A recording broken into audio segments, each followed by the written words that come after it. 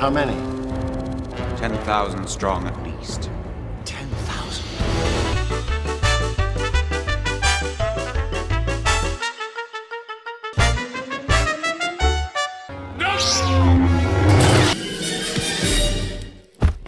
Mr. Arnold? Mr. Arnold is, of course, Samuel L. Jackson's character. Or, as he was known back then, Guy. Guy. Guy in movie. Okay, here's our little heist scene. Dennis Nedry stealing dinosaur embryos. Wouldn't they just keep it in some kind of freezer? Why does it have to have the special blue tube? What does that blue do? Because movie. Blue equals cold, Rich.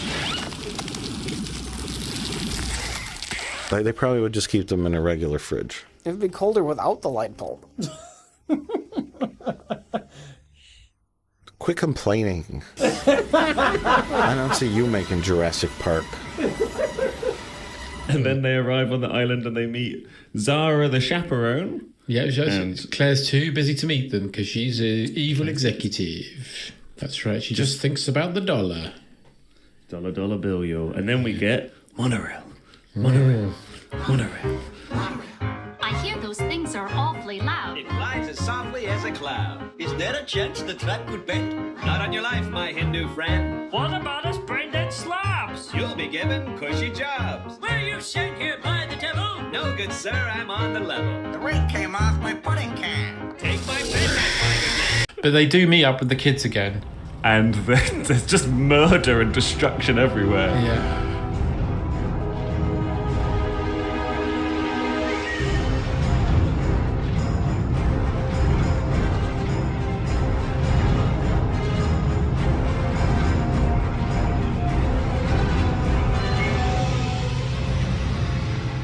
Spielberg is so good at casting kids, and I think he's done a really good job with Jack and the daughter, Molly.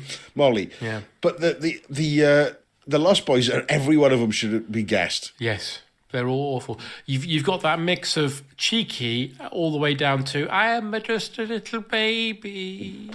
Fuck off. And then Rufio throws a coconut at him and he slices it perfectly in half. Yeah, I'm not surprised because he has a week and a half between the coconut being thrown and slicing it. Hey, Panda Man, catch this. Peter, look out! Peter, watch out!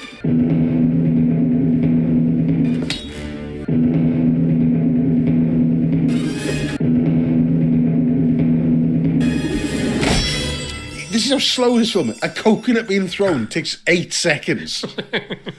So in Peter Pan, right, Wendy is just a kid in a normal world. Yes, well, a normal, as a, like sort of Chelsea, Kensington type normal world, yeah. God, that's the other thing about a lot of things from this era. They're from quite nice corners of West London. Yeah, because like, what's the one about the nanny who can fly?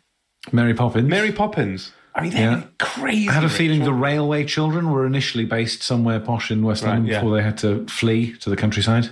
Paddington lives in West London. There we go. They're West London, absolutely stinking rich. And it's financial money. It's money with blood on its money, isn't it? It's blood diamonds. It's blood diamonds. They're cleaning up cartel dosh by day. Creaming it off the top. And have a lovely, wholesome family time in the evening. Yeah. Oh, well, we've met a quaint little quirky bear that can talk. We've got to deal with a Peruvian gang. I was on the phone to Peru earlier on today. Yeah, Peruvian cartels, isn't it? I've just bought a guano mine. What's that? Yes, use your political influence to lower the age at which children can start working in the mines. Can you leave me alone? I'm trying to have a quirky conversation with a cute bear. Yes, lower the age. Just lower it. So Thudbutt comes up to Peter and says, Is Thudbutt his real name? Or have you said that? In the film is his name. I thought you made that up. No, his name's Thudbutt. Jesus Christ. Imagine reading for that good. Imagine being a slightly overweight child who's self-conscious. And you go, okay, we'd like you to come in for a Spielberg film. Oh, wow, that'd be amazing. Okay, what am I playing? You will be reading for the... Now, don't laugh or cry. You're going to be playing a character called Thudbutt. What's he like then? He's like you, Chunky. Doubtfire turns up for the interview. And really, if it was, again, in the reality of the world that he lived in, when the door opened, Sally Field would go, Daniel, why are you dressed up like that? I've written here the family should say, Dad, why are you dressed like a woman? Exactly, yeah. Dad, what the fuck now? Yeah. Because it's so obvious it's their dad. Yeah. Don't they have dinner at his flat again, but he's made a wonderful dinner. And now the flat looks impeccably beautiful. And Sally Field turns up and says, oh, have you got a cleaner? And he's like, no. No, I did that. So, well, yeah, you should have. Yeah. Yeah, what, you want me to give you some sort of fucking chuffy badge or something? Because you fucking cleared up your shit a bit. Exhausting character. What do all those buttons do? Why do they need that many buttons? They all perform a function, which is a big spaceship.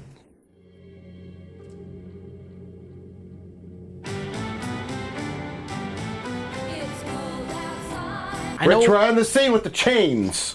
Oh my God! Why are there chains? Why are there chains? And why is there so much water? Why is there an ancient medieval torture chamber on this spaceship? I believe Ridley Scott explained the water dripping was like condensation, like this is some sort of cooling room or something. Yeah, that makes sense. Water in the ship, big ass ship. Yeah. Got to cool the engines, that sort of thing. Goodbye, Bilbo Baggins. That had a weird smirk. Real. It had a smile on it, like the big furry monster thing in Labyrinth.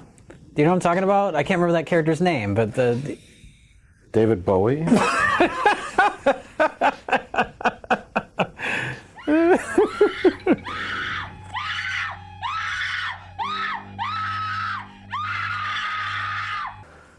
That's the exact ending of Aliens. Without crawling up into the engine. You know what always bugged me about Aliens is that the whole time she's constantly going, Newt, close your eyes. Newt, do this. Except for the end when she opens the fucking cargo bay door and doesn't bother to... Newt, hang on to something! She's just like, she'll figure it out after a couple seconds. It'd be funny if Newt went like flying past her. Bishop flies past her too. Why'd you open the fucking door? And so does Hicks. The Guy Pearce of this is like, and I love Guy Pearce, but it's like, why? Welcome to my giant Meccano show. Look at him. The fucking state of that. I know. And he's acting all old, but clearly in the prime of his life. It's like, I'm old. It's like David Attenborough stretched over a bollock. David Attenborough stretched over a bollock. Like he does though. We're all going to die. That's all he seems to say now. I was able to prolong my life by stretching myself over a bollock. By eating bollock. Or whatever. Why is he dressed like Chairman Mao? Like, what's that supposed to say? What is that makeup? I can't get over it. Because it's technically very proficient. Like, don't get me wrong. Yeah, of course it is. Very well done makeup. Of course but it it's is. It just doesn't work because he's not old. It's so unnecessary. Yeah. And it does kind of look sort of penisy. I don't know what yeah, penile man. Look, that means it's here. And it's like, does it though? Like, I mean, I'm not sure why I wouldn't launch myself into years of space. Duncan, there can only be so many places in the cosmos where there are 6 dots next to each other. Okay, you explain it as blokes pointing at balls all you want. It doesn't really, you know what I mean? Like, whatever, that's fine. And but then say as well, like, they want us to come here. It's like, is that what that means? Is that what that means? He's pointing at him, mate. Like, that is ambiguous. And that was, he just go, don't go there. yeah, you say that's deadly. Yeah. So the alien comes in and kills Clemens immediately for no reason. Yeah. I'd say the alien is really quite plot relevant here, isn't it? It's, This would be like if you had a rat or a spider in your house and the spider was just trying to kill everyone rather than making webs. Yeah. Or eating flies. They should wanker this alien. Yeah. It's like a Freddy Krueger type alien, isn't it? And again, I think this alien is, the idea is great, but they cannot do the execution of it. But what's the idea? I mean, it's a different type of, it's a dog. That's the idea. Dog. It's a different type of alien. It runs quick, but they haven't got the technology to, as it were, pull it off. What's happened is they gone, what are we going to do for our next alien film? And somebody's like turned on CITV and it's like Rude Dog and the Dweebs. And they're like, hey, you're going to think I'm mad for saying this, but what if our alien was cool and had friends who were dogs? And drove a Cadillac round. What if we drove a Cadillac in space and was a cool dog? I love it. And like it's better than Vincent Ward's better than like, oh, what if it was a monk in space? Shut up, Vince. Yeah. We're doing a cool dog and a car bit. This is a maximum security prison and you have no weapons of any kind? Well, yeah, because, I mean, quite rightly, as he says, this is a prison. Probably shouldn't have machine guns lying about. I like it when they did the video games of this film, they just completely ignored that. It's just you running around with machine guns. I actually had the Bishop action figure from the Alien 3, which was, he was bald with sunglasses and metal straps on his head, and he had the minigun from Predator. Not Predator. Wow. Yeah, Predator. What? Yeah. Well, I'd have watched the shit out of that film. They're unstoppable, but we're gonna stop them anyway. The first thing he does is attach a bomb to an old truck and just pushes it. Oi, oi. It's like that, isn't it? Comes down, he looks around. They're all so lazy, all the soldiers, right? They're all sort of sitting around. They're so lazy and left wing. Yeah, they're sitting around reading the fucking Guardian, right? And reading a bit of Sartre. They haven't washed in days, right? Listening to Bob Dylan, right? Listening to jazz music, right? Eating Sartre. He thinks, fuck this. Yeah, I'm here to rescue hostages, but also, while I'm here, fuck it, I am going to kill all of these bastards, right? I've had a change of heart, because now I've seen them. Yeah. I'm so full of disgust, right? Yeah. That actually what I'm going to do, I'm going to lift up this truck, attach a bomb to it, and just fucking roll it down the hill straight into the middle of their camp. Oi, oi, dickheads! Oi! And it's huge. And they all jump out, and it takes them ages. Ay caramba! Like that. And he's just there. Yeah, that's right. They're all like squealing like the left-wing schweins they are. Listen to them. Hear them burn. Hear them burn. Good. That is like a nightingale song to me. Hearing the communists burn. Their flesh rot. In the inferno I have created with my truck bomb. Sarah Connor, 35. Oh. In so-and-so, Okay. And I'm like, first of all, he opens the door and there's this like 50-year-old woman. and how is she of childbearing age, right? Yeah. And then they credit her as 35 on the radio. And then I looked it up. Exactly 35 when they filmed this. The actress was? Yeah. Are you kidding? Wow. I'm not kidding. That poor woman. Here is a robot from the future who's nothing but muscle. And he's here to kill one lady. And he's like arming to the teeth. Do you really need an Uzi 9mm? Do you really need 65 guns? You're there to kill a lady. It's comic book logic. Exactly. Yeah. It's not. It doesn't go so far as to be cartoon logic. It's on the border. There's some reality in there. It's in the middle ground. Yeah.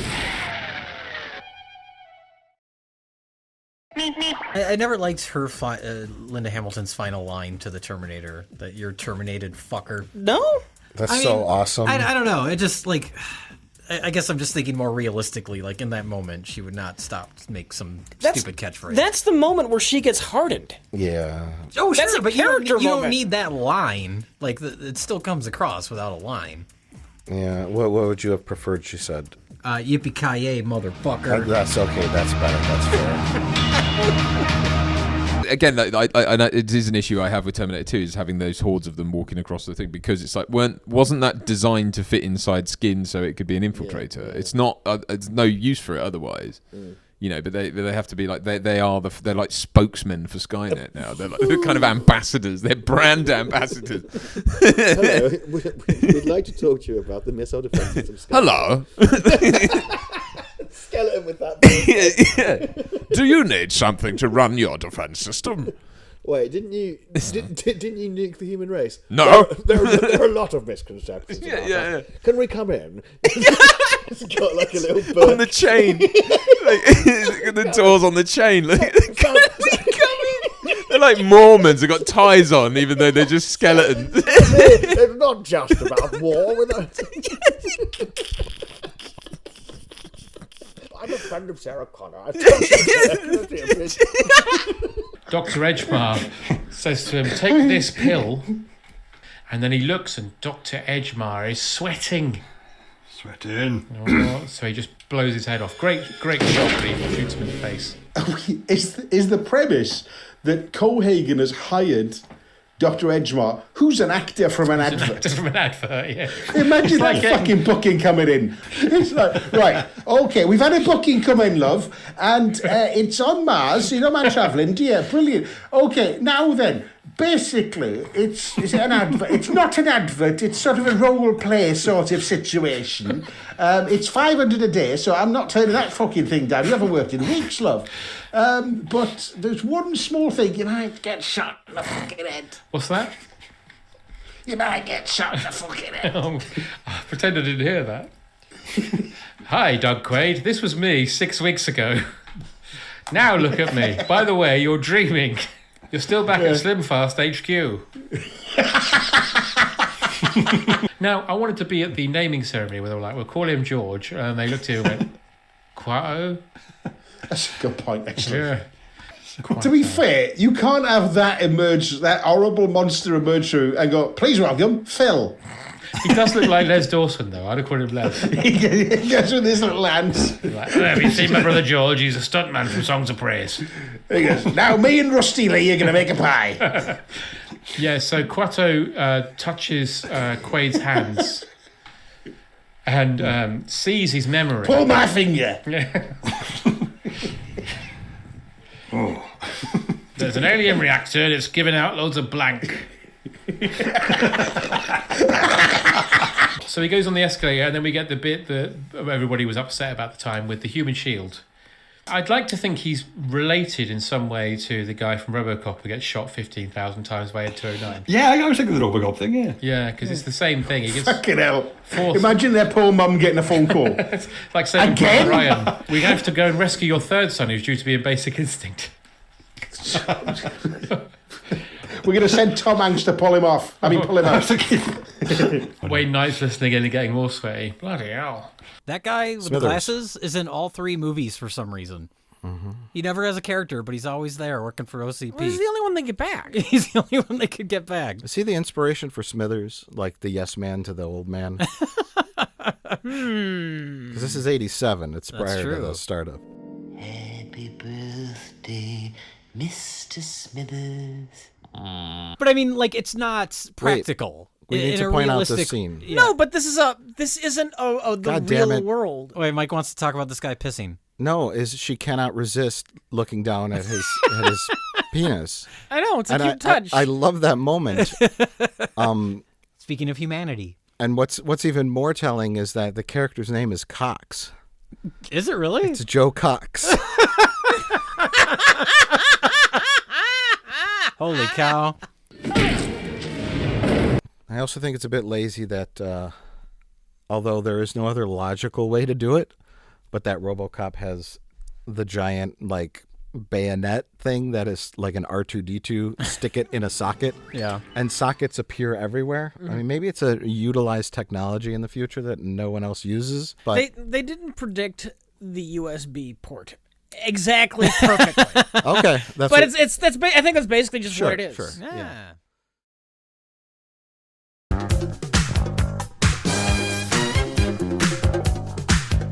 Darth Sidious appears, who's clearly Ian McDermott as well. It's Ian McDermott as Senator Palpatine. Yeah, it's him. He turns up and he goes, "The game's up, Sidious, Palpatine, Sidious, whatever your name is. The Jedis are here." And he goes, "Get this stunted slime out of my sight." Yes, that's a bit rude. Very, very angry about it. His clearly. name's Clive, actually. And he's my husband. So could you please show some respect? He's piloting this whole bloody donut. Did you not realise that? It's his birthday. He's in charge today, of the whole thing. And you've called him a stunted slime. I was taking him to play with his Scalextrics in a minute, and now he's crying. I'm very sorry, Clive. I didn't mean to call you a bad name on your birthday. It's okay, really. No, he's being nice, but I'm livid. Yeah. Anyway, what do you want? I'm sorry, Newt Gunray, leader of the trade delegation. I want to talk about the man from Naboo who talks in reggae. Who talks in reggae. He talks exclusively in reggae. Like, if you were to dub him with a Jamaican accent, it would be much better. Because the Queen Amidala is trying to talk to them down on Naboo. Right. Communication goes, and he goes, communication disruption can mean only one thing, invasion. And then he says, negotiation, we've lost all communications. So I'm like, communication disruption can mean only one thing, invasion. Negotiation. And my queen, Iron Lion Zion. Jar Bless. Reggae Man. Iron Lion Zion. Jar Jar Binks. For the nation. Negotiation. We lost all communication. It's a very boring reggae song. I always like the look of Naboo, though, and I like the sort of the weird sort of chauffeur outfits that the Queen's Guard has, especially these days with science fiction design. But Naboo looks like sort of an Art Nouveau painting, and I really like how bright and colourful all that stuff is. Yeah, I don't really feel like we get any sense of what Naboo is like as a place, though. So I never quite understand the stakes of like, oh no, this museum, I think, might be. Have trade sanctions put on it? It's not very clear. Not really clear what they do or what they provide as an industry. That's indeed. It would make sense if they had some sort of if they had some sort of precious, like, I don't know, spice. Or something. It would make more sense. Or a thing they made that only they could make. That was a particularly. They make the lasers that come out of. That's right, yeah. Yeah, they make a really beautiful royal costuming. That's what I think that must be what C.O. Bibble is. He's like the galaxy's greatest royal costumer. Yeah. And that's why he's so valuable. Get your costumes. Oh no, an invasion. I don't know if this has been said many times. I apologise if so, but in the scene where Qui-Gon's all setting off and Obi-Wan is stepping up to become a full Jedi Knight, Qui-Gon Jinn says to him, "You're a good apprentice, Obi-Wan, and a much wiser man than I am." And you're a much wiser man than I am. And it is like, you're not using that one, right? Is he trying? You're not going to use that one. Is he trying to be? No, we got there? it. We got it in a previous take.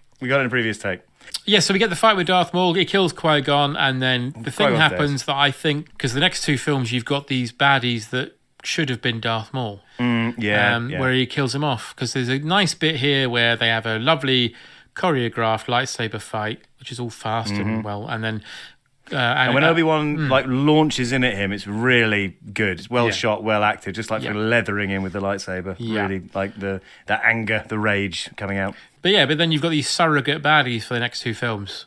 That should have been him. Yeah, and various General Grievous, Count Dooku. Count Dooku, yes. Dracula. Dooku. Count. Oh, Dooku, my boy. I believe I'm playing Count Dracula in the new Star Wars film. If you're feeling all you kind of be your man up with. If your knees go and your teeth go, maybe you bumped into Dooku.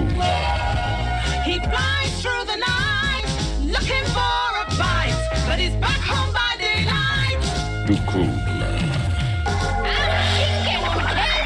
If you're sort of, or you're a little, it's certain you run into Dooku. If your heart goes, or your mind goes, man, you had a brush with Dooku. So watch out for the beware of the prey you'll never meet with Dooku. Count Dooku.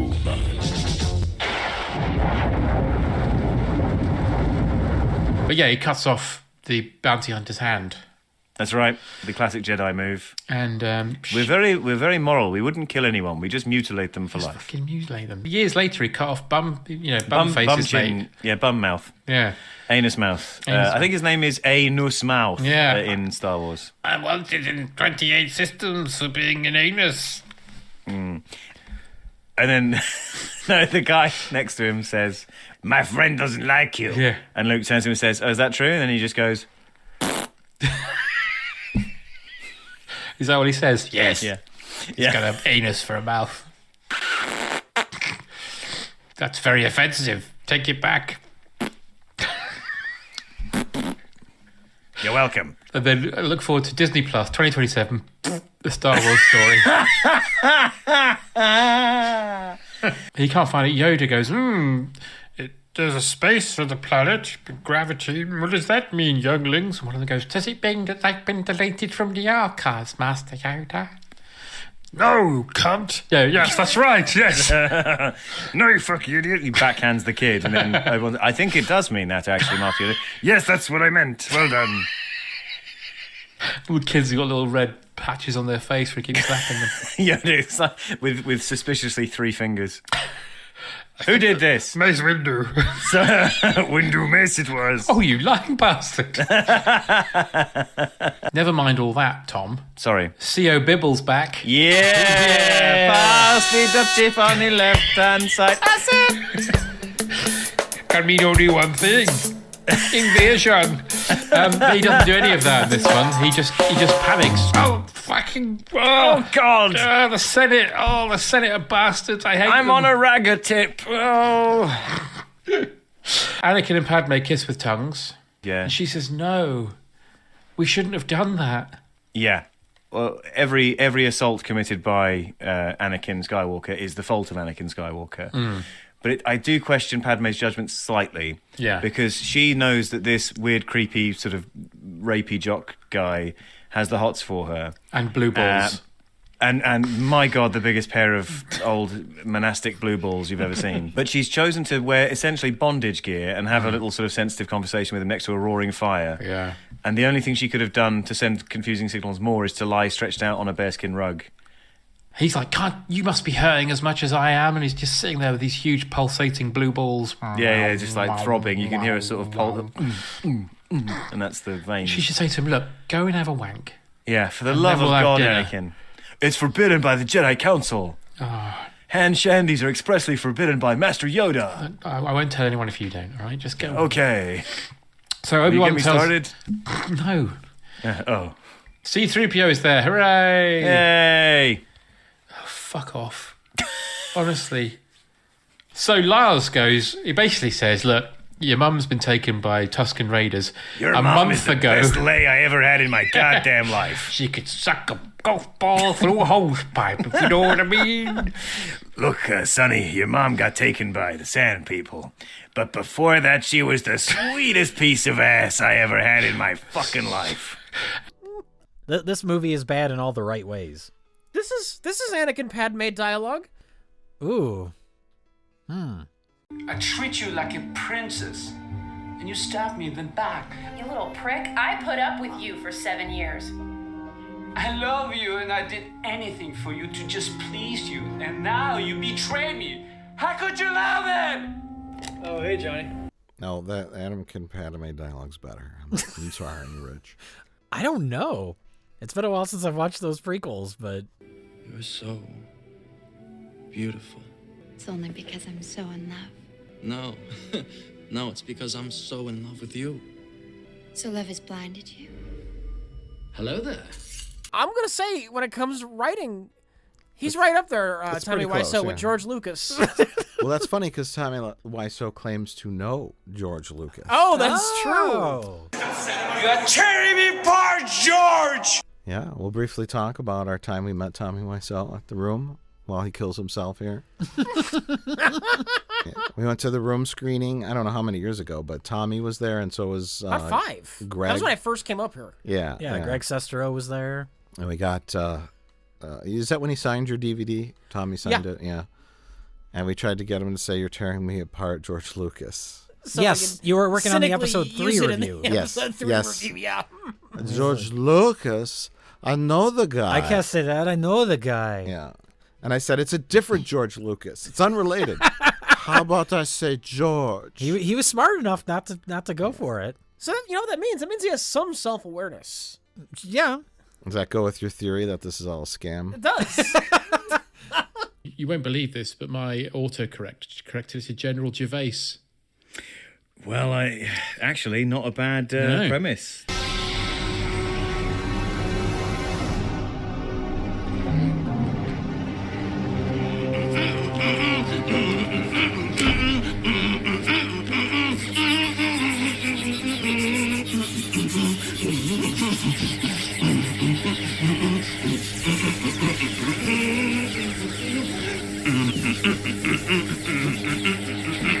Ultimately, Yoda's message to Anakin is, hey, chill out. Everyone dies. Get used to it. Yeah. Yeah. Chill That's it, the F out. If she dies, she dies. Have a bang on this and chill right out. My friend C.O. Bibble sorted me out with some really absolutely preem ganj. So I am disgusted he's not in this. Yeah, shocking. I was really angry. Edited out of Revenge of the Sith. Everything he does, all the sort of murders he commits, he kills like a room full of children himself. Just slaughters them in cold blood. Yeah. You want to save the life of your children by murdering some children. The trolley problem for Anakin Skywalker is no trouble at all. It's like, okay, pull the handle. No, listen. So your wife's on one track and there's 4,000 children on the other track and I pull the handle. No. Wait. There's more to it. No, I don't think so. Pull the handle. I actually hurt my arm how hard I pulled that handle.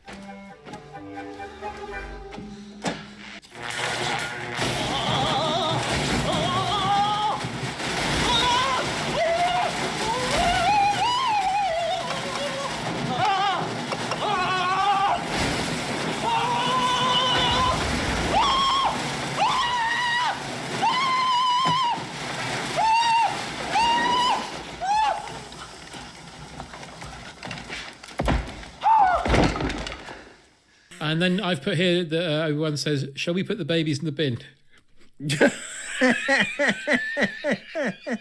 And then Organa goes, no. Make sure these kids are perfectly hidden. Okay. I did call one of them Skywalker. I've given them to the people that were married to Anakin's mum. I've given them to some people that he's met before. Oh, and did you change his name to like Luke Jones? No. Lando comes out of his closet as a robosexual in this, as we know. Yeah. You're going to have to do that thing again later. Yeah, I mean, we're talking about prepping the ground for a future character who's going to be, I wouldn't say beloved, but memorable. And when he pops out at Empire, you're like, oh, there's that bloke that f***s robots. Yeah. Really? I mean, when he meets Princess Leia, it's a funny moment because he's like, oh... You know, he's like, oh, enchanté, princess. Yeah, and now you're like, oh, there's that bloke Hansel. that puts his knobs in a blender. And he says, you can't go through there. We don't know how. And he goes, well, and then Kira goes, well, why don't we plug L3's head into the Falcon? Just so we know for a fact that character is in the Millennium Falcon forever now. Every time you've enjoyed the Millennium Falcon, you're just remembering the wonderful character, L3. You've never heard of the Millennium Falcon? Should I have? It's a ship that made the Kessel run in less than 12 parsecs. That ship saved my life quite a few times. She's the fastest hunk of junk in the galaxy. Hey, you awake? Yeah, I just got a funny feeling, like I'm not gonna see her again. I mean, I just can't imagine how he would have conversed with Darth Vader about it. Like, Darth Vader is such an intolerant person, isn't he? Like, he's not one for small talk or being told what to do. And he's got I'm going, listen, the way this will work best, honestly, trust me on this, right? You go in there in my dining room. Wait there, right? Just wait. I'll get them off the ship. I'm going to do a little bit of a funny thing where I pretend that I'm fucked off with him, then that I'm not. But I don't care. Why are you telling me these details? Just letting you know my MO, right? Then I'm going to take them and I'm going to give them some clothes, some smart clothes, because I have loads of clothing for all of my guests that visit. Any visitors to my planet, I have appropriate formal dress for in all the sizes, right? So I'm going to get... got to be thinking, I'm a busy man. Can you fucking know this? Why don't... I tell you what, why don't we just wait for them to land, and then when they land, me and all my fucking stormtroopers, right, we'll just jump out and fucking get them. And that's it, and we'll see you later. But it just in those short 20 minutes, Jabba the Hutt commits so many mind-boggling acts of cunnishness. And that's what's amazing about it. Do you know what I mean? I tell you what, he's not a Renaissance man, is he? It's not like this bloke's a bit of a but we're going to slow burn it. It's like, bang, you're in, right? And one by one, all of the heroes come, one by one after the other, and he just goes, nah, and fucks all of them in increasingly. He's got Han Solo frozen on the wall, right? The droids turn up, they show a message, and he's like, fuck that, no, not listening to that. In fact, I'm going to enslave both of you. right? And you're like, oh no, right? Then fucking Leia turns up in her mask, and he's like, nah, I'm going to enslave you as well. In fact, I'm going to chain you to me in a bikini. Because Oi, Slacius, knock up a quick gold bikini, will you, son? yeah, nip out and get us a gold bikini in her size, will you? What size are you, sweetheart? You look like what are you, an 8? No, I'm not being rude. Oh, you're 6, all right.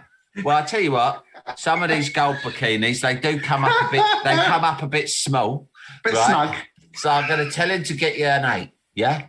It's no problem, because if it don't fit, I'll send him back out. Go on, son. Right, now, what's next? Right, here comes Luke Skywalker. Fucking hell. I'll chuck him straight in the underground dungeon with that monster, get him eaten. I think the problem is as well, like people assume, oh, we can make really interesting characters out of the Imperial officers, and you go, not really. They're just sort of identikit fascists, and you can do. This is the closest they get to Grand Moff Tarkin with Richard E. Grant, just because he's a really good actor and he convincingly plays a sort of hollow-eyed, fascist. Although I would say Andor has very much done that. Oh yeah, yeah. The Empire in Andor is very good. And let's not forget, I would like to see the baby. Hidden in the baby's eyes are man's indiscriminate acts of evil against man. In the eyes of the baby Yoda, one can see man's conflict with nature writ large. Show me the video of the big grizzly bear eating the baby. You must never show anyone else this video. That Imperial officer has a tape player, and he's listening to the audio of Chewbacca sitting on Babu Frick. And he turns to C-3PO and says, "You must never play anyone this." Here we have Officer Strickland. Officer Strickland, yeah. Who for some reason, even though they're in anywhere USA, Mid-America, he's acting like a gruff New York cop. Mm-hmm.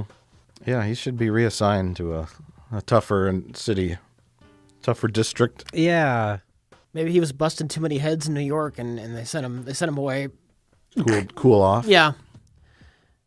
You're gonna tell me you were just doing a little peeping Tom? You were sucking his cock, weren't you? Are you crazy? Yeah, I'll show you fucking crazy. Last week I found a pair of shorts with semen on them. Strickland, we're sending you out to the sticks for a bit.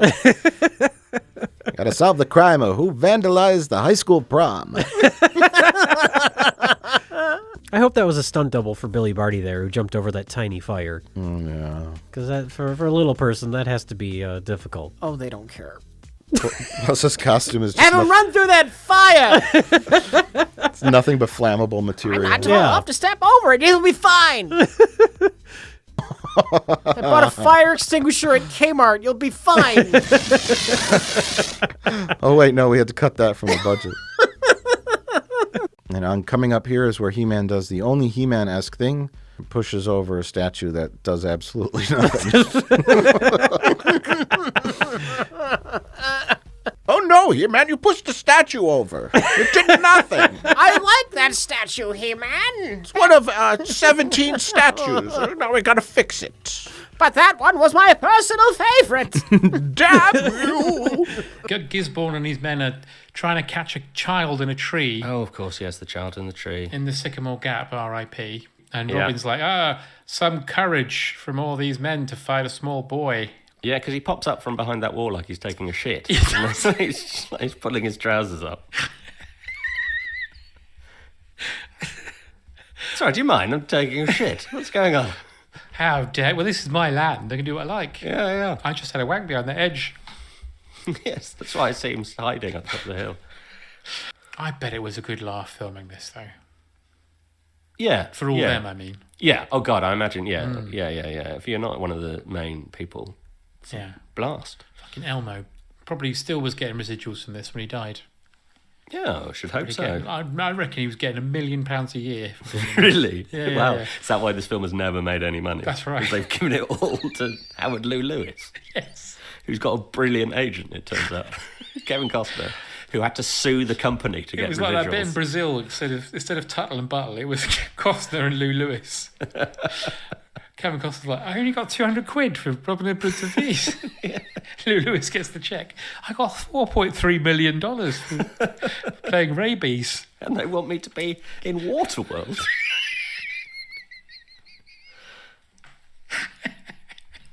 Larty Bartfast's very dull brother appears in a throne. Yes. Basically, I thought it looked like a hard-boiled egg that had been rolled in dog hair. The actor as well, he's very subdued, isn't he? You've all done very well. Yeah, he is, isn't he? At the end He's of young Mr. I Do Traken. Serve. So this is the keeper of Traken. Yeah, He's like, you've all done very well. Yeah. Who basically appears and goes, I got bad feeling about where I live. Will you come and help? Fucking get a grip, mate. And the That's what doctor goes, Captain Tom wishes he could have done. Oh, God, yeah. It's Captain Draken. Trying to build a sauna. I was once sent to a mysterious planet called Traken where I had to be the originator of the source and conduct all the power to power a planet's harmonics. I had to do it because she wanted a new fucking pair of binoculars. Do you think that's how they bumped into the old keeper of Draken because he was doing his laps? Yeah. It's like the universe. Yeah. And we're only 20 minutes from the end. We are Yeah. 20 minutes from the end of this action epic, and there's been no action. So O'Neill says, right, well, we'll go in, we'll fight our way through, you get the Stargate going again, but I'm going to stay here and set off the bomb. You don't need to. But he says he's going to do it because his son's dead and his wife's boring. Which seems to be the issue. Yeah. Morning.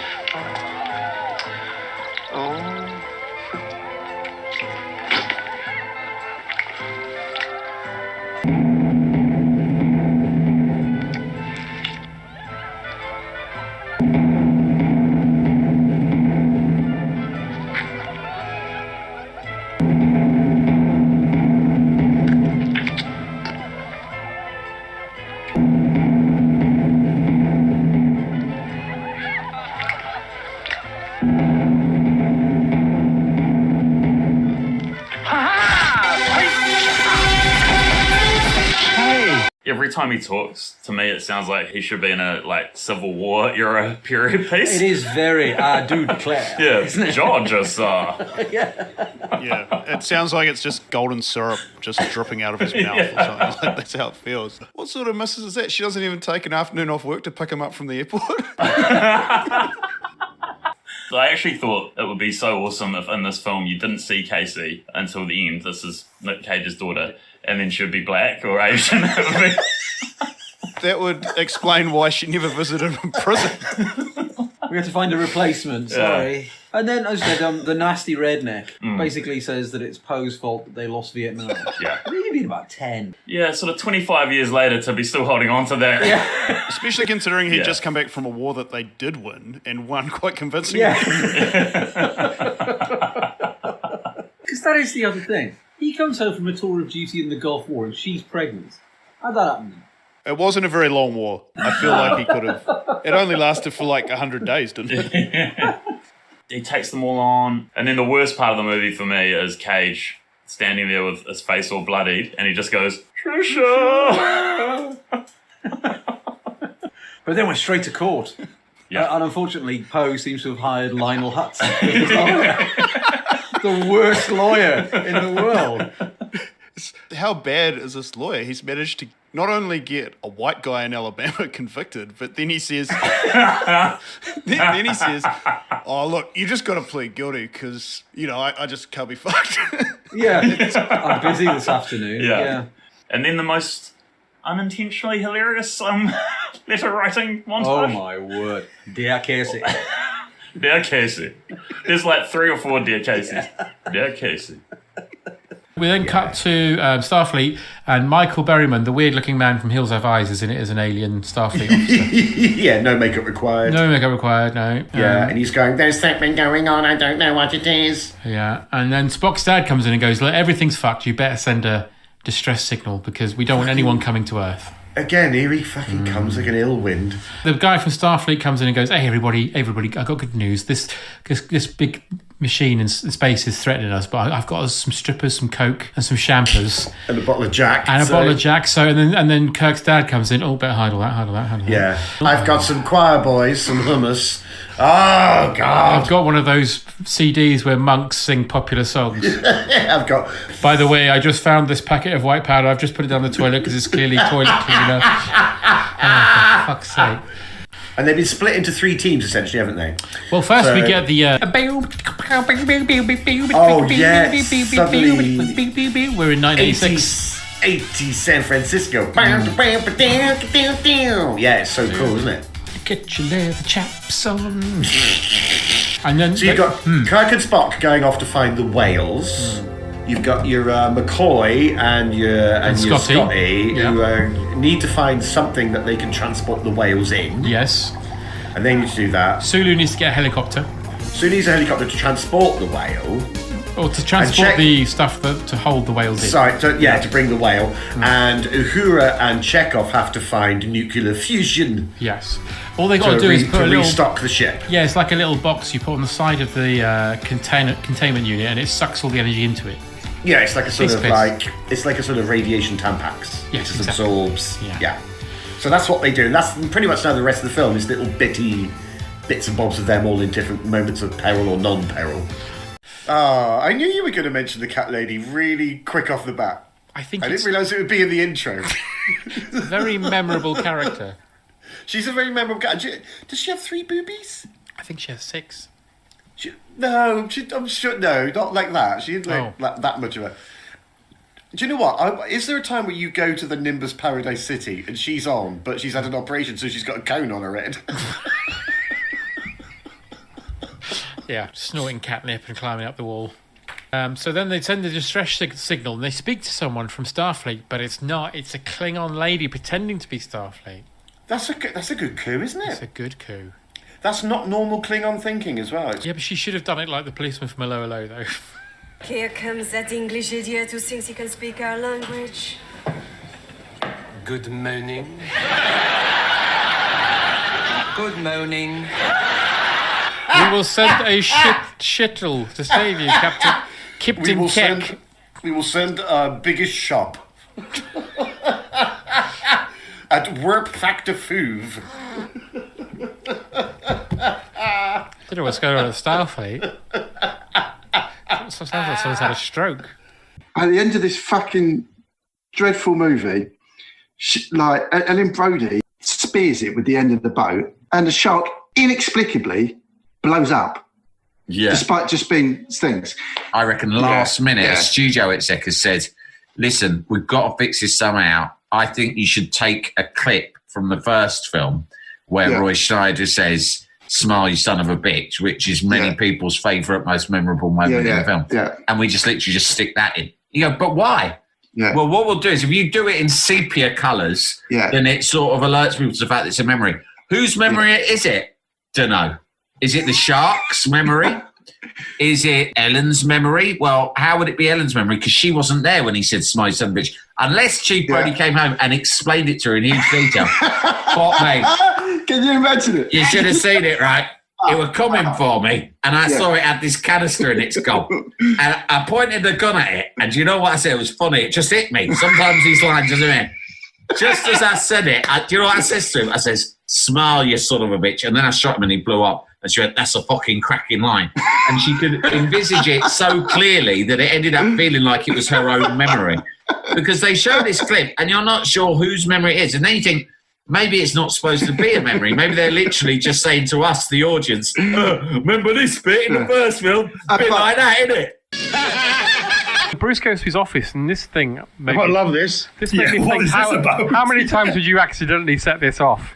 How many times would you just do it for a laugh? Yeah. Thank you. That's my thought. He sits down and he says... I'll be on it every 10 minutes. Yeah, he sits down and says chair, and then the chair, a hole in the floor opens, and the chair tips him down this massive slide.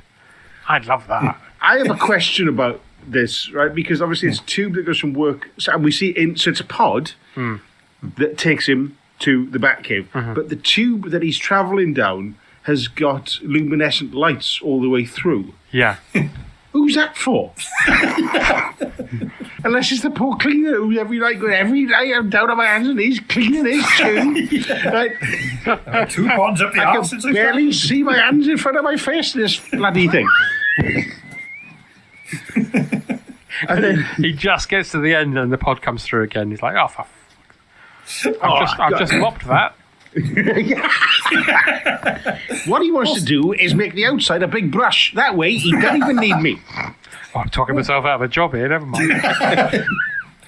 That's the thing, nobody makes the connection with this, do they? Like, Batman has all this stuff, right? You must be pretty minted to be able to get away with How it. many times has someone from his office gone, I'll just go in and get something from Bruce's Thank you. office and I'll just use his chair. What a comfy chair. Wait! Then Alfred's just sat at the other end of the shotgun. So, yeah. That's the other thing. He's got branding on everything, and all the bad guys are branding on it. I feel like, they've got to be getting these things made. So, like Two-Face with that yin-yang umbrella. Like, that's probably going to be the only one made. I'm pretty sure if you wanted to track Two-Face, you just go, right, can we make a phone... Just, who could it be? I know. We'll call... Hello, is this Evil Parachutes? Yeah. Do you do work for Two-Face? We do, yes, quite a lot. Yes. Have you got like an address on the invoice? Yeah, right, got him. Right? He should have just bought a non-branded parachute. Yeah. They'd never find him.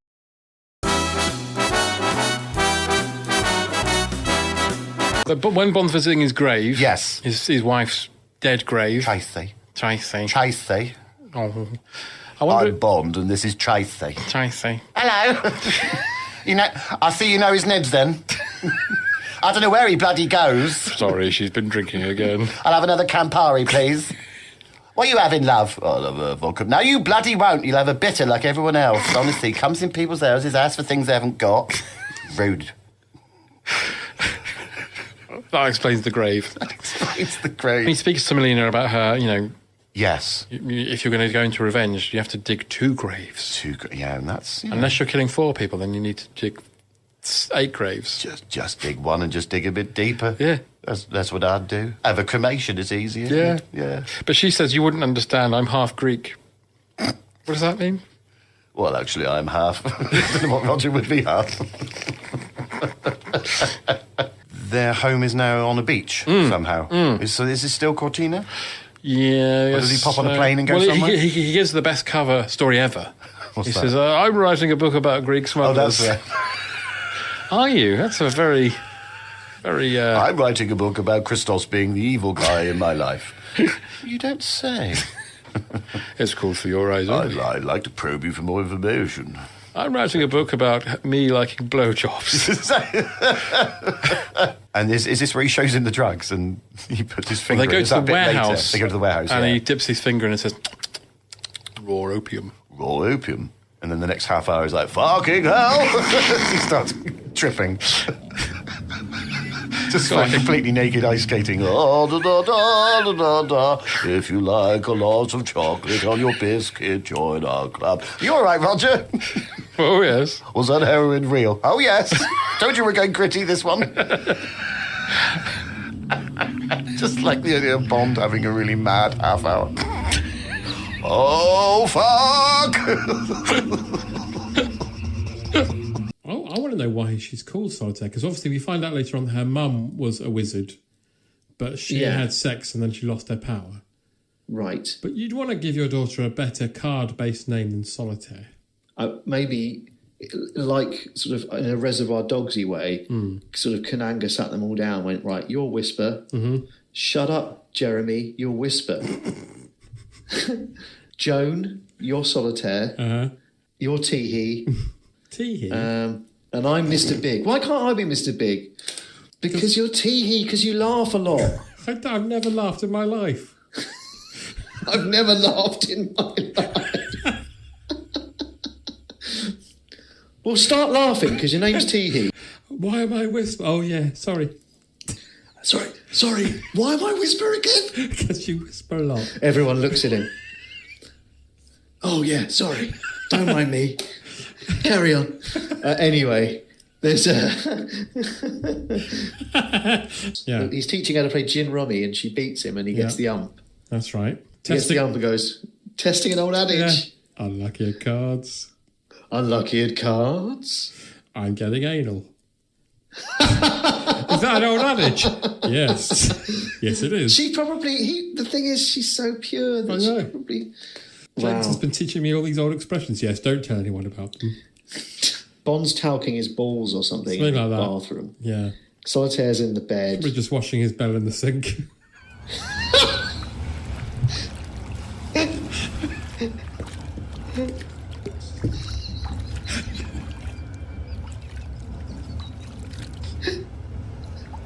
I wasn't going to say that.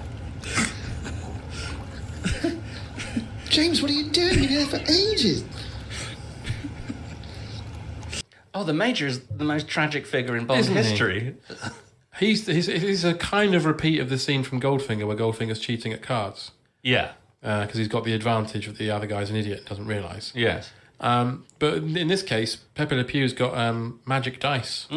Yeah, it's a bit unclear how they work. No. Does he keep putting them back up his sleeve every time he I think so. rolls? It's a very rewarding sound of the dice in the little plastic pot. Yeah.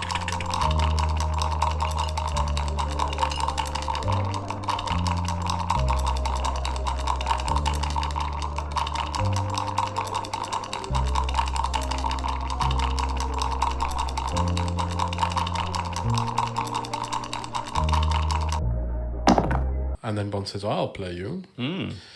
If they were playing Ludo with one of those Wouldn't it? plastic globes in the middle. Yes, wouldn't that be amazing? You need a 6, Kamal, to get your last blue home. £20,000. You're going to talk about the boob zoom, aren't you? The boob zoom. The boob zoom.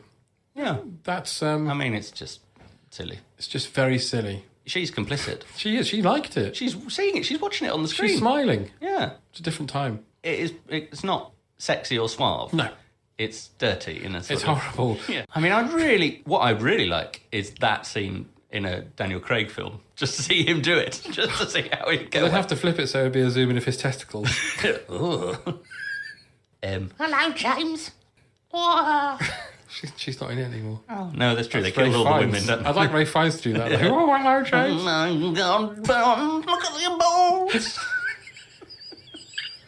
All right.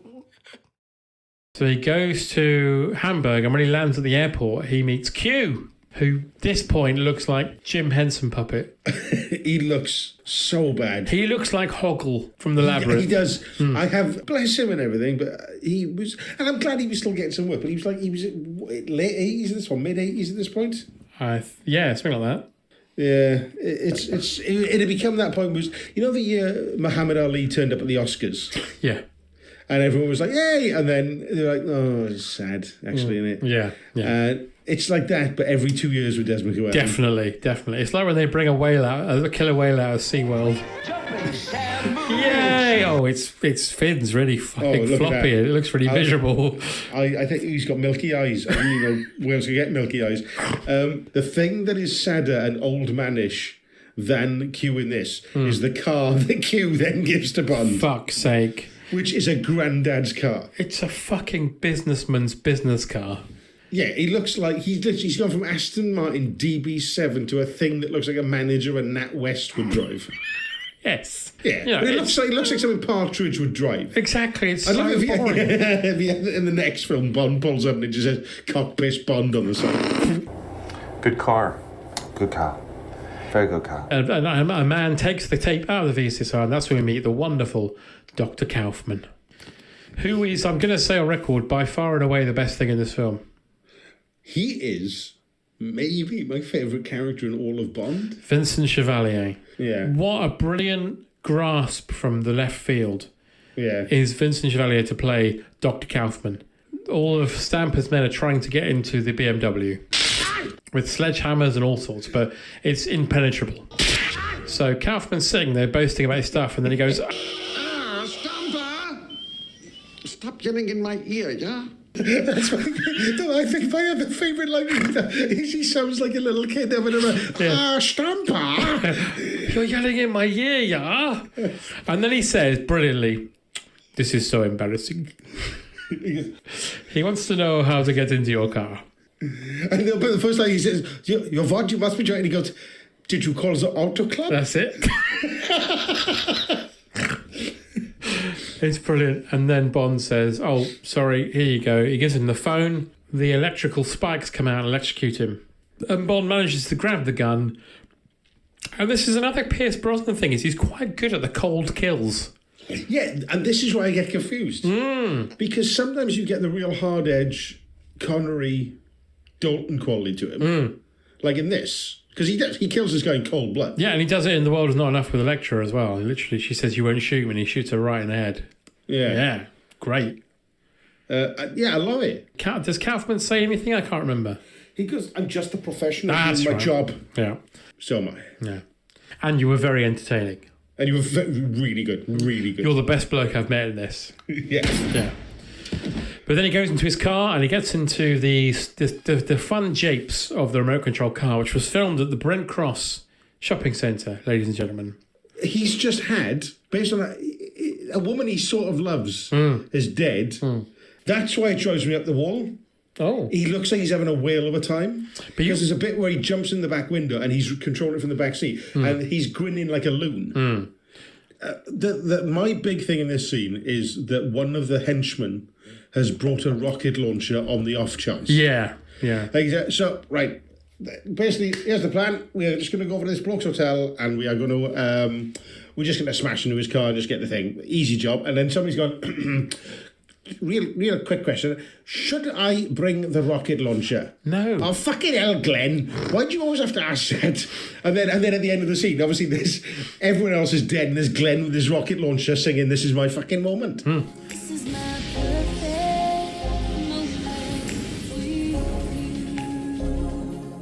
But he gets away and he drives the car out of the car park into a branch of Avis. Presumably killing 5 people? Yeah. I like this bit, by the way. The Green says, "Does he work for us?"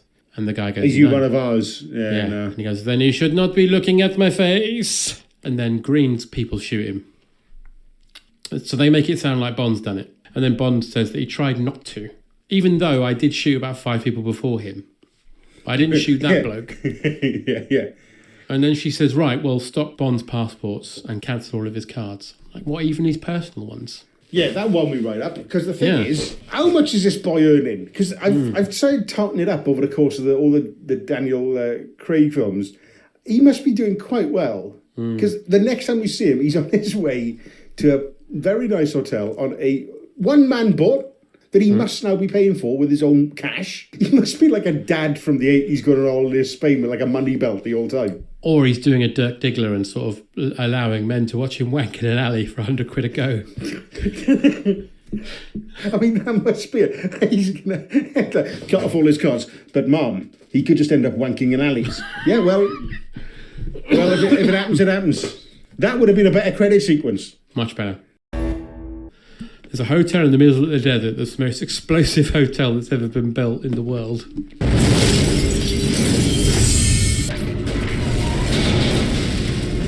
Perla de las Dunas, hotel in the desert. And Medrano and his men are waiting for Green, and then they have a little expository chat. Why is this building so hot? It is the fuel cells, they are highly flammable. What is the point of that? It is so they explode, you fucking idiot. Yeah. Well, luckily we're near a fire station, are we? No. The fire brigade here is one man. He has asthma and no car. And one bucket. And he's allergic to water. And he pisses oil, which is terrible for fire. Chip Pan Willie, we call him.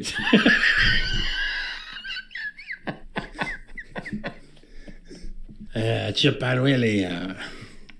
So Bond goes back to Camille. They go to the train station and he drops her off. And they have a little smooch.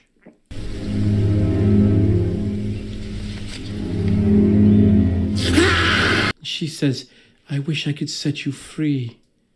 It's like, Jesus Christ, love, so do we. Fucking hell. But no, we got another 3 films of this shit. Yeah. This is the bit that everybody remembers. Yeah. It's literally 10 minutes of the film where all of this happens. It's been over an hour to get to this stage.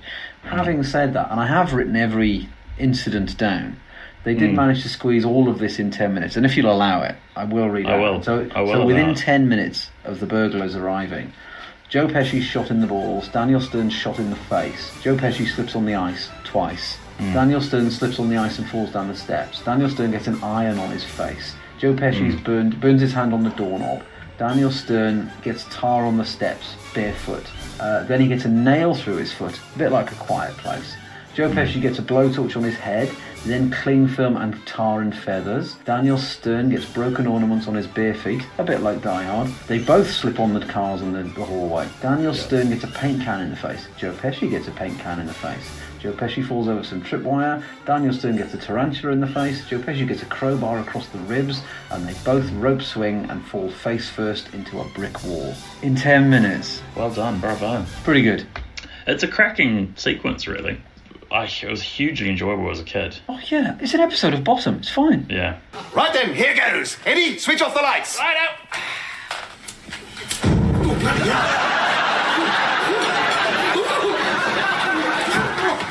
I really like this bit. Everyone goes, oh, the violence. Oh, it'll encourage children to do it. Fuck off. It's great fun. Kids love this stuff. And of course, this is one of the iconic parts of the movie. As you say, everyone associates the film with these kind of slapsticky booby traps. Yeah. Many websites have ranked them. You know, other websites have talked about could you have done them? Are they plausible? It's for God's sake, this isn't Room 237. This is Home Alone. I know. Yeah, it would have been a very different movie if Kubrick had directed this. Ooh. They would open the door, torrent of blood. Tsunami of blood greets them as they open the door. Marv would have ended up freezing to death in the garden. Kevin just beats Harry up with a giant dildo while singing in the rain. Yeah. Old man Marley goes into an orgy with Mars poop. It's a colorful Christmas movie with toys and a guy running around falling Ugly down. Christmas movie. This is before... It's more mean-spirited and dark than Bad Santa. No, it's not. Unintentionally. Is this before or after the Tickle Me Elmo craze? I was going to mention that. This came out the same year. Same year. So it's coincidental. Okay. Because this obviously that was closer to... This movie was made, earlier in the year. Because I remember Cabbage Patch dolls were a nutty thing, but that was like 10 years before I think this. Cabbage Patch Kids was kind of the main inspiration for this. Cabbage Patch Kids and even closer to this would be like Power Rangers, which is why the opening scene kind of looks very Power Rangers-like. But you would think it would be inspired by Tickle Me Elmo, because that was crazy the year that came out, but that was the same winter. In the movie, it's Turbo Man. In real life, it's Tickle Me Elmo. This may very well be the last Tickle Me Elmo to be found in the Bay Area, but he's already sold. And when we brought him out into the store, we caused a near riot. We placed this Elmo out on this toy store shelf as bait. How much do you want to sell it for? What's your asking price? Well, what's your selling price? About $60, $70. You'd go up that high. Yeah, I will. I just want to make note here, and I don't want to be sexist, but what does Rita Wilson do? And why the fuck didn't she get the doll? She's the wife. She's the nagging wife. Well, it's not like he runs a business and she's like a busy attorney or something. They never say. No. She's apparently just like a mom, a homemaker. Not that that's an easy profession. I'm not saying that, but she puts it all on his shoulders to go get the toy. Why didn't she get it? All right, I'm gonna defend the movie. He said he'd get it. Well, okay. He told her he'd get it. She goes, you were supposed to get it 2 weeks ago. And it's Christmas fucking Eve. And she hasn't followed up with him about it. No, that is stupid. Okay. She should have followed up with him. Yes. I get it. I get that it's the premise. He's a busy father. All it would take is one line of dialogue to explain why she couldn't. Yeah. She's been busy at work too, something. Exactly. Anything. I've been working on the so-and-so case. Yeah. That's why you said you would get it, because you knew I wasn't going to have time. My business is busy around the holidays. Yes, something. Thank you. Why the fuck didn't you get the Turbo Man? What do you do? What do you do all day? You watch your cooking shows. You sit on your ass. You seen the size of our house? That's because I sell mattresses. She's in her bathrobe, and he's heading out. He's in a bathrobe through the whole movie. Until Phil and Hartman she- tries to she rape goes- her. Well, she goes, she goes, Would you have liked to have had a night on the piss with the Gremlins at that time? In the 80s, yeah. Yeah. In the 80s, I would have fucking gone out if Stripe had got on the blower and said, "Yeah, hello, pal. Listen, me and some of the lads are going out. We're going to watch a movie, then we're going to go out that pub in the town. We're all having a wick, right, for the bar, and we've got a couple of fucking grams in as well, yeah? And we're going to go out and fucking have it. You in or what, son?" I'd be like, fucking count me in, lads. I'm a bit worried, though, because do the other lads know I'm not a gremlin? That's all right. They're absolutely good as gold. I told them you was human. They said, no problem. He's a good lad. He can come along. I don't want any trouble. When everyone's pissed, they start having a go at me because I'm human. No, don't worry. They're good as gold, these lads. They're with me. You just say you're with me. Oh, all right, then. Well, I don't know if you know this, Tom, but Michael Caine played the part very straight. I'm going to play this movie like I'm working I'm with going the to play Royal this movie Shakespeare like I'm Company. working with the Royal Shakespeare tell the Company. Guardian, I will I'm never going to wink. play this I'll movie never like do I'm anything working with the Royal Muppety. Shakespeare I'm Company. going to play Audience Scrooge a as wink. if- No one's actually said this before, but he, Yeah. he's not winking at the camera, is he? He plays the part, straight down the line. Yeah. I mean, really embraces it. He's not. It's not like he's doing a kids' movie. Why It's like Scrooge- he's an actor. Yeah. I think I figured out why Scrooge is so cross all the time and so grumpy. Yeah. It's because, when his nephew Fred comes to see him, Yeah. well, there's a missing scene where he takes Fred to one side and says, "Fred, can I ask you a question, dear boy?" And he's like, "Of course you can, Uncle." He's like, "Are you seeing a frog and rats in here, or is it just me?" Because everywhere I fucking go, there's dogs singing, there's cows talking at me. I went into the butcher's the other day, a big spider was in there with a hat on. Oh, God, it's awful. There's a line here that bothers me. Oh, no. In the same Yeah. way some dialogue from the first Harry Potter film bothered me. Yeah. We've had it, it's been Americanized, and I don't like it. What does it? Oh, I know what you're going to say, I think. He says, "Get out of my store." He says, "I want a pot of coffee." No, he says, he says, eviction notices for tomorrow, and then Kermit says, "But tomorrow is Christmas Day, sir." And then he says, "Very well, you may gift wrap them." It is the American way. No. Is that an American-y thing? That's is an it? American. He'd say, "Very well, wrap them up, you c." It is the British way. Yeah. We also get Bunsen and Beaker, of course. Yay! Yeah. Oh, of course. But do we think there's that Beaker the extra is, song. Do we think that Beaker is Bunsen's sort of Frankenstein's monster? Do you think he's built Did he make Beaker? him? Oh, I've never I'm thought about thinking. that. Yeah. He's got the Boris human-coded, Karloff isn't he? tube-shaped head. He does, yeah. Got no shoulders. And Bunsen's got no eyes, but wears glasses. Yeah. Yeah, that's right. No, they're just very small, like on the Xenomorph. Oh, okay. Oh, yeah. All right. That makes sense. And when Bunsen opens his mouth, a smaller mouth comes out. And goes, A little Bunsen head comes out. yeah. Meep, meep, meep. That's what happens. Amazing. A little beaker. It would be a little beaker. Yeah, Beaker That's why looks I a named bit him like a that. shark, doesn't he? He's got shark's mouth. He does, yeah. He's got the flap down. If you were to shark's mouth. stand him up on with a poster of Jaws behind you, it wouldn't look odd, would it? Because That's true. Can someone do that, please? Yeah, please. So yeah, Now, so it's very sad. What I like about this bit is that Scrooge is doing it like he's going, "Oh, whose grave is it then?" As if he's like, maybe if I front this out, I don't have to look at it. Like, Well, what I love is maybe that if I there's a pretend bit I where haven't guessed. he's wiping off the frost and you can see half of the name, and he carries on as if like he really hopes that it's actually the grave of like Ebenezer Scroop. That made me laugh so much. Ebenezer Scroop or whatever. This was God, confusing. I thought it was me. Yeah. Phew! Oh, also, you're fine. I You're know- fine. You're so rich now in the future. Oh, great. He points over at a mansion and he's just there like with it's like the Playboy mansion and he's just having the best time. Naked Muppets Throwing outside. cash around, But He just left thankfully, with Scrooge, yeah. when he's cloying at the spirit's robes, he's basically saying, "I'll suck you off if you make anything happen." Yeah. if you He make wakes it up different, in yeah. bed. Imagine if he really debased himself. Shut up, there, MacGruber. Tell me what you want me to fuck.